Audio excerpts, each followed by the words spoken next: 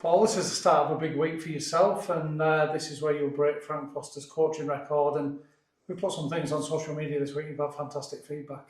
Yeah, my phone's been red hot today. Unbelievable from championship coaches. Mark Applegarth texted me today, and young Coleman as well. And I've had messages galore off everybody in the game, from directors and chairmen of clubs, other clubs, and Doncaster and Mike Laven's put a piece on our social media page, and they invited me down to Lee Leopards tomorrow. Derek Bowman's invited me down, so you don't realise how big an achievement it is really till all the social media stuff starts. And we've had some stuff from Peter Sharp from Australia, and Brendan Barlow, who was at the Broncos, and all big players in the game really, Matty Pete and Paul Crarey, and Stu Littler and Tony Spence, my mate, who was assistant to me for Great Britain.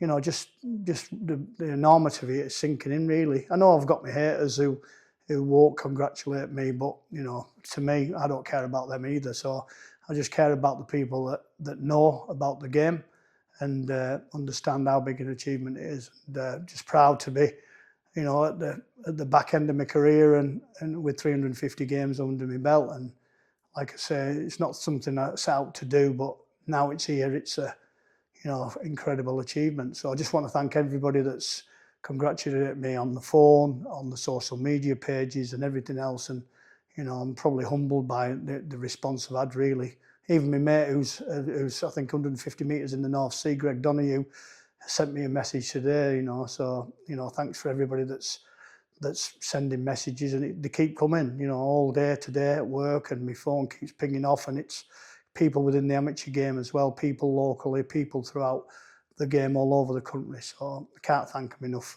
for what's been said. It would have been nice if we celebrated the record-breaking appearance as a home fixture, but it's not. It's away at Oldham. That's a tough game, isn't it? And we know the lads are very broken, busted, and were down the bare bones. Yeah, they weren't in the game, to be fair. They started off the game, Kingy, Matty Costello, I think Marion Kingy broke his hand, and Matty Costello suspected wrist. He went to the hospital.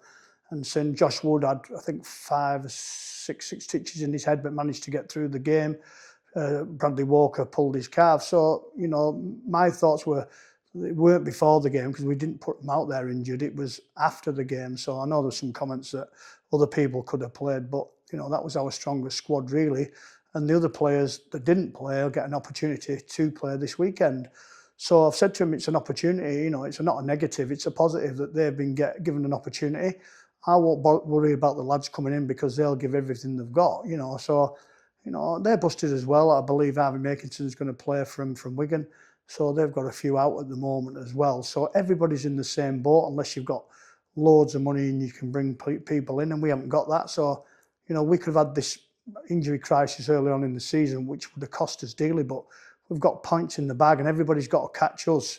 So I think we need a win or two, maybe to met the 6 or something like that, because everybody will beat everybody. So we're still fighting. We've just got to get through this little period where we can manage people and then in the next few weeks get people back playing again, and to get to full strength for the run-in really, for the home games, Widnes and Halifax, and maybe sneak a win on the road. But it's part of the game, and something we embrace really. We've had a good laugh, and training's been light tonight, but the focus is Oldham on Sunday, and we've done really well against them. And like I say, they've lost a few players as well.